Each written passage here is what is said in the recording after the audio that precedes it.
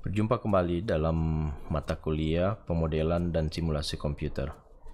Video ini berisi pengantar sebelum kita akan masuk lebih detail lagi dalam bahasan pemodelan dan simulasi komputer. Berikut ini merupakan garis besar materi video ini. Bagian pertama kita akan lihat apa yang dimaksud dengan simulasi dan dalam situasi bagaimana pendekatan simulasi ini bisa digunakan. Apa saja keuntungan dan tantangan dari penggunaan simulasi.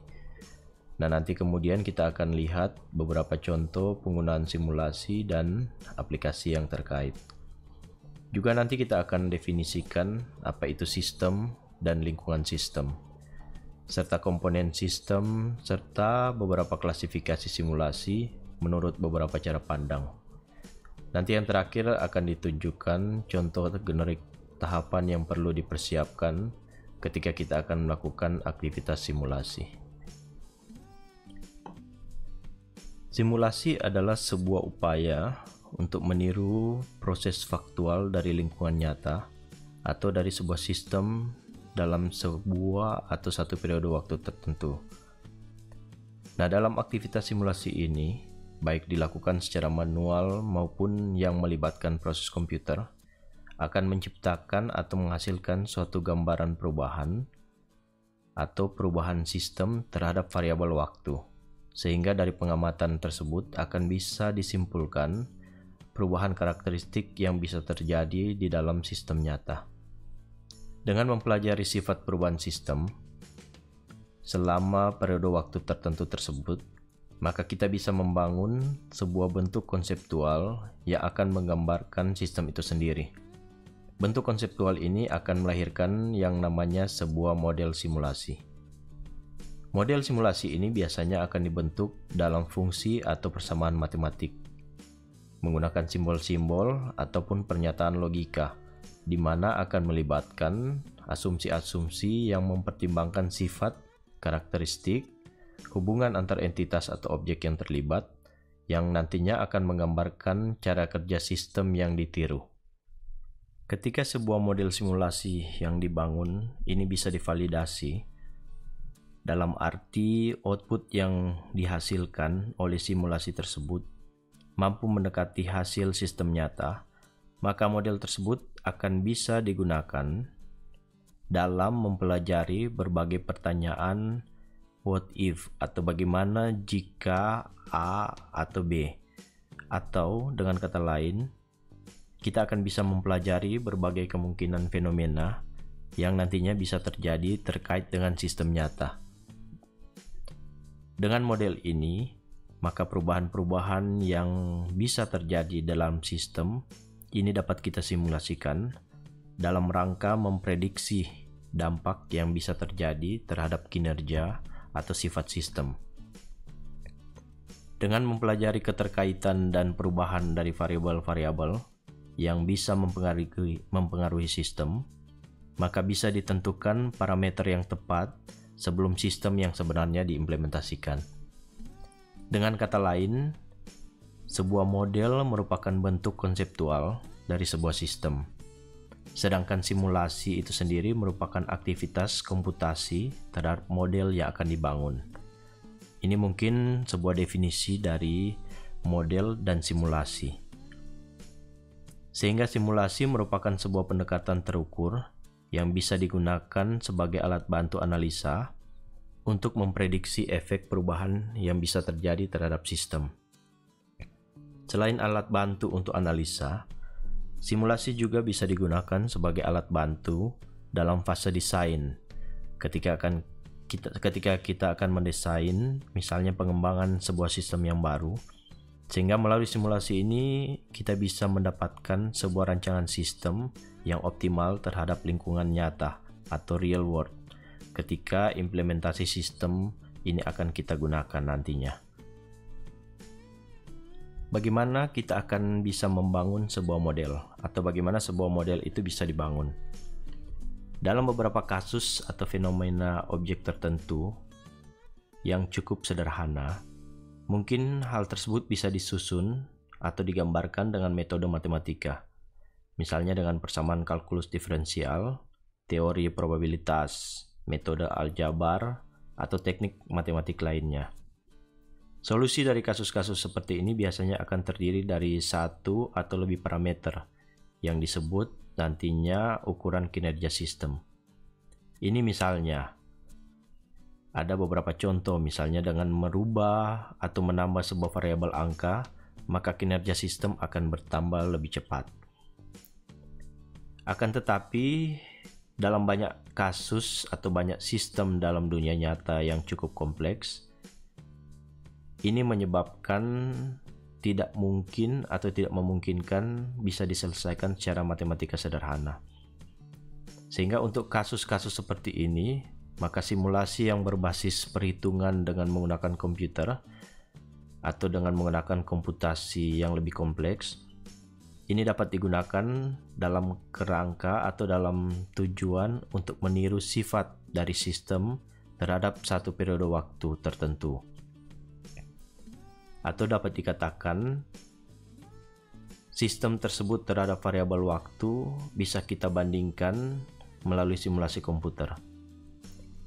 Dalam kondisi simulasi seperti ini, maka data yang nantinya akan didapatkan selama proses simulasi nanti akan bisa kita gunakan untuk memperkirakan atau mengukur kinerja dari sistem. Nah, kapan kita bisa menggunakan pendekatan simulasi sebagai alat bantu? Pendekatan simulasi ini banyak digunakan dalam berbagai bidang riset operasi maupun analisa sistem. Sehingga kebanyakan simulasi digunakan dalam tujuan antara lain, yakni untuk mempelajari misalnya interaksi antar subsistem maupun interaksi subsistem tersebut terhadap sistem utama yang lebih kompleks. Ataupun misalnya bertujuan untuk mempelajari perubahan informasi atau adanya perubahan fenomena atau perubahan sifat atau tata kelola, ataupun misalnya perubahan lingkungan yang terjadi, sehingga melalui simulasi ini kita bisa melihat apa dampak yang muncul dari perubahan-perubahan tersebut. Tujuan lainnya dari simulasi juga adalah misalnya melalui simulasi kita bisa mendapatkan pengetahuan atau informasi baru. Ini dalam rangka misalnya untuk perbaikan sistem. Tujuan yang lainnya misalnya dengan simulasi bisa merubah-rubah misalnya input dalam sebuah model simulasi, maka diharapkan dengan kita merubah-rubah input tersebut, maka diharapkan akan bisa mengidentifikasi kira-kira parameter input apa yang berpengaruh terhadap sistem. Berikutnya misalnya simulasi itu bertujuan untuk bisa digunakan sebagai media atau cara sebelum sebuah desain baru atau sebuah kebijakan baru misalnya diterapkan dalam masyarakat atau dalam sistem nyata. Jadi ketika misalnya ada sebuah kebijakan yang merubah sebuah proses bisnis di dalam masyarakat, nah sebelum hal ini kita implementasikan, maka melalui simulasi kita bisa melihat apa saja dampak yang mungkin bisa terjadi ketika kebijakan atau desain policy yang baru itu diterapkan.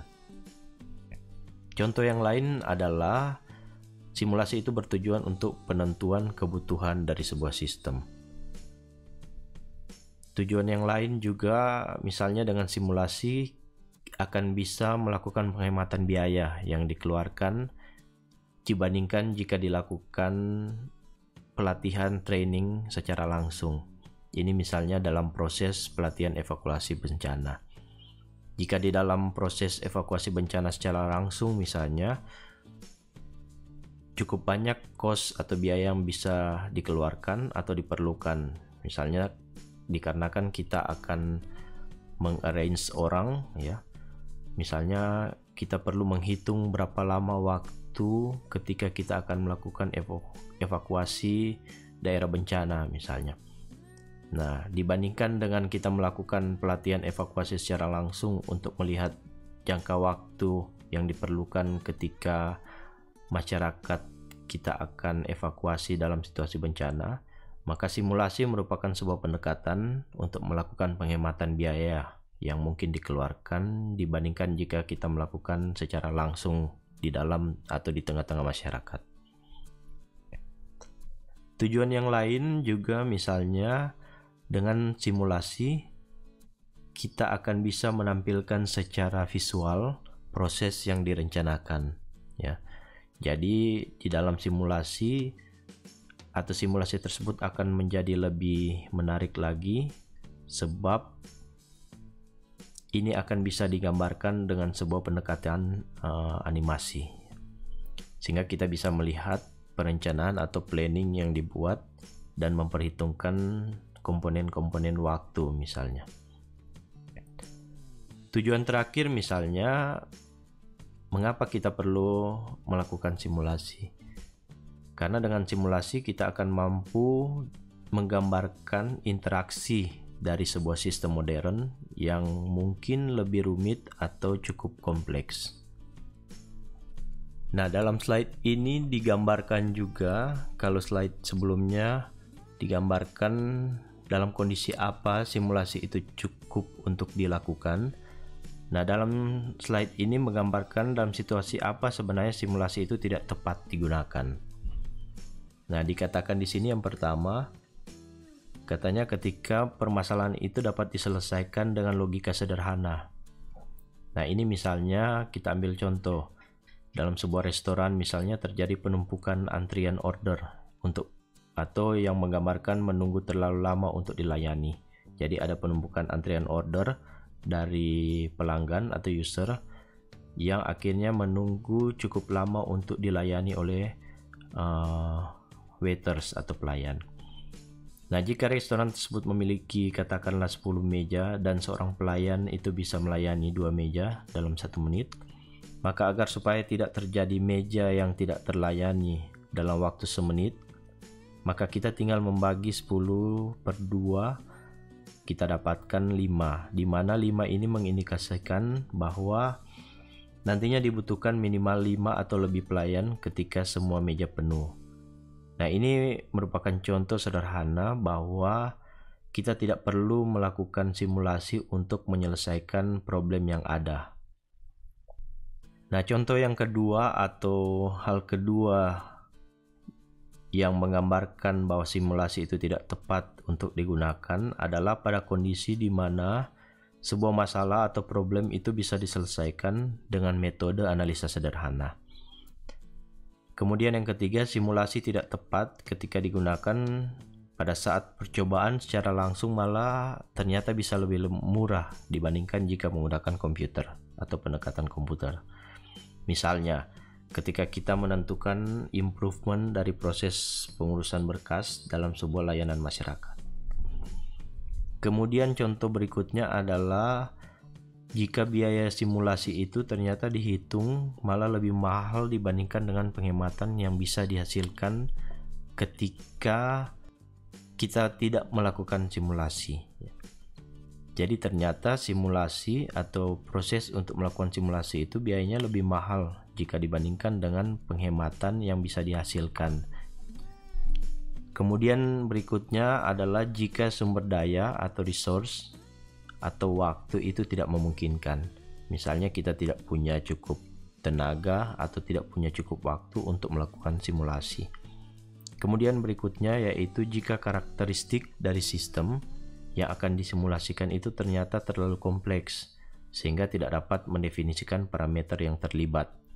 Ini misalnya adanya parameter sifat manusia yang terlalu dominan. Sifat manusia ini ketika di dalam simulasi menjadi sangat sulit untuk dikomputasikan atau diperhitungkan di dalam sebuah model simulasi. Nah, ini menjadi tantangan di dalam dunia simulasi dan pemodelan. Nah, dalam upaya menentukan model yang optimal atau model simulasi yang optimal dan final atau firm, ternyata terkadang model simulasi tersebut sifatnya selalu berkembang dan tidak tetap. Sehingga dari nilai input dan menjalankan proses simulasi, sebuah objek karakteristiknya akan selalu berubah, akan bisa berubah, sifatnya akan bisa berubah, Nah, ini yang bisa kita pelajari dari proses simulasi. Sehingga hasil dari usaha merubah-rubah inputan dari sebuah model di dalam proses simulasi ini akan menghasilkan nantinya rekomendasi solusi terbaik untuk diimplementasikan. Nah, di dalam simulasi kita akan lihat nanti kita bisa merubah input-input parameter yang ada, sehingga dari perubahan input itu akan menghasilkan juga perubahan fenomena yang nantinya berbeda-beda ketika inputan itu kita ubah juga. Ini merupakan hal-hal yang menjadi keuntungan dari penggunaan simulasi. Ada beberapa hal yang dicontohkan di sini, dari kebijakan baru, prosedur operasi yang bisa dipelajari atau bisa direkomendasikan melalui proses simulasi. Jadi melalui proses simulasi kita akan dapatkan kebijakan baru atau prosedur yang lebih optimal lagi. Nah, dari new prosedur, new policy, ini keuntungan-keuntungan lainnya juga mencakup beberapa hal lain dari beberapa bidang. Nah, ini bisa kita lihat melalui slide ini. Nah, selain keuntungan atau keunggulan dari penggunaan simulasi, ada juga tantangan atau kekurangan dari penggunaan simulasi. Misalnya, dalam pengembangan sebuah model akan membutuhkan special training atau pembelajaran terhadap model tersebut, atau model tersebut perlu di training. Hal lain juga yang menjadi tantangan dari simulasi adalah terkadang simulasi tersebut atau hasil dari simulasi menjadi cukup sulit untuk diinterpretasikan.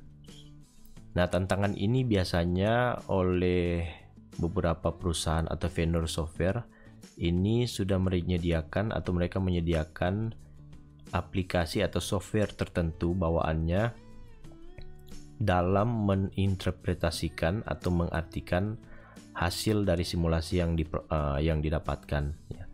Jadi beberapa vendor aplikasi simulasi itu sudah menyediakan fasilitas atau fitur di dalam mengartikan atau interpretasi hasil yang didapatkan dalam atau dari proses simulasi. Kemudian tantangan lainnya adalah dari simulasi itu terkadang dari proses pemodelan dan analisanya dapat memakan waktu yang cukup banyak dan mahal ya. Nah, ini menjadi tantangan di dalam proses simulasi dan pemodelan itu sendiri. Ini beberapa contoh area atau aplikasi-aplikasi yang terkait dengan simulasi. Bisa kita lihat, simulasi itu banyak digunakan mulai dari industri manufaktur sampai dengan bidang militer. Dari yang bertujuan untuk analisa sistem yang kompleks sampai dengan aplikasi gaming.